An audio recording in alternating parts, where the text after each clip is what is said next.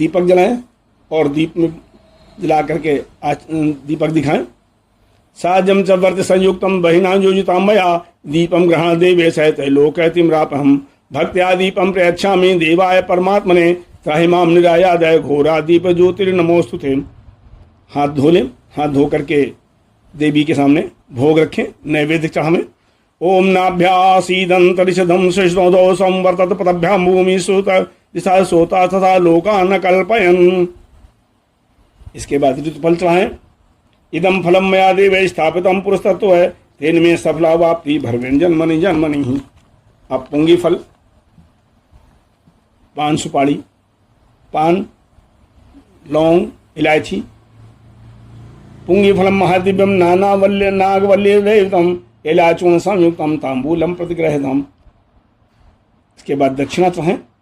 हिरण गर्भ गर्भस्थम हेम बीज विभावसो अनंत पूर्ण फलमदः शांतिम प्रयच्छ में। देवी की पुनः आरती करें।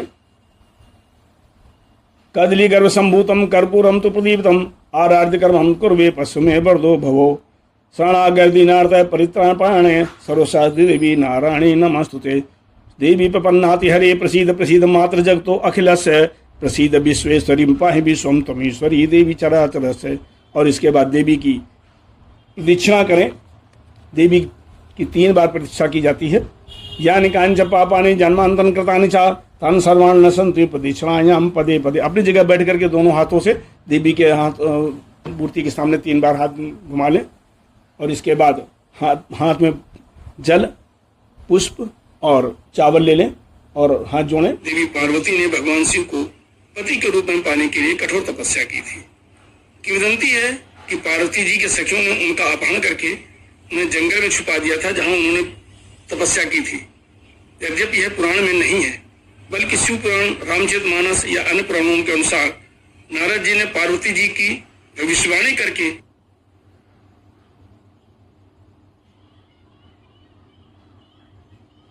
मैया पार्वती जी की मां मैना और उनके पिता हिमांशु को शंकर जी ही उनके लिए उपयुक्त वर हैं ऐसा बताया था।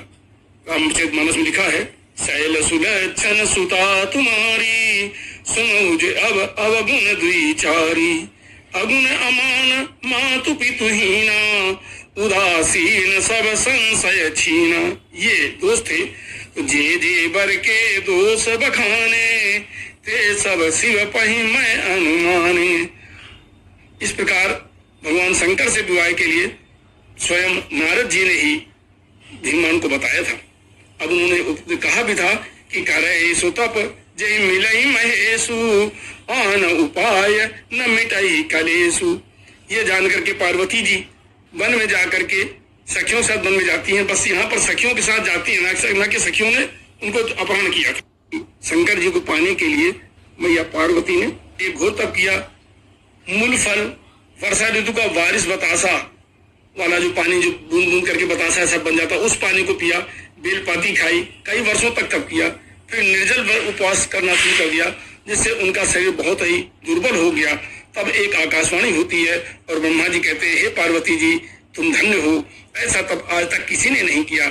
ऐसा तप काहूं न कीन भवानी भय अनेक सिद्ध मुनि ज्ञानी।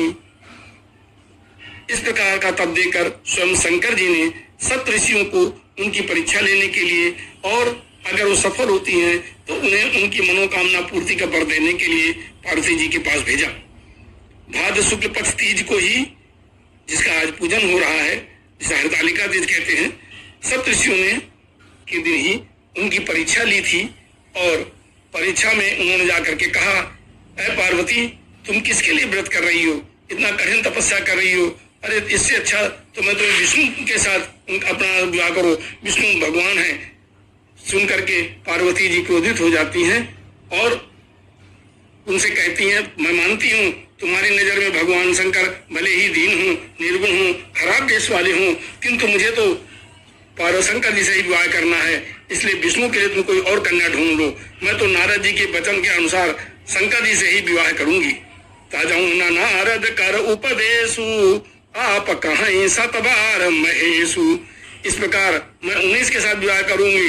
मानती हूँ कि शंकर जी महादेव अवगुण भवन विष्णु सकल गुण धाम, जय कर्मन राम जाइस ते ते ही संकाम।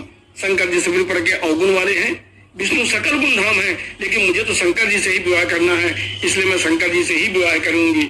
यह सुनकर के सप्तऋषि उन्हें प्रणाम करते हैं और कहते हैं, माता तुमने बहुत कठिन तप किया है, अब आपको शंकर जी ही वर के रूप में प्राप्त होंगे। आज भाद्रपद तीज के दिन इस प्रकार से पार्वती जी को शंकर जी के विवाह के लिए निश्चित आश्वासन मिला था, इसीलिए हरतालिका तीज का व्रत किया जाता है। हर माने महादेव, माने निश्चित स्वीकृति, अर्थात हरतालिका मतलब महादेव जी से विवाह की निश्चित स्वीकृति माता पार्वती को तीज के दिन ही प्राप्त हुई थी, इसीलिए हरतालिका तीज व्रत किया जाता है। बोले हरतालिका मैया की, शंकर भगवान की जय, बोले पार्वती मैया की। इस प्रकार यह कथा यहीं पर पूर्ण होती है।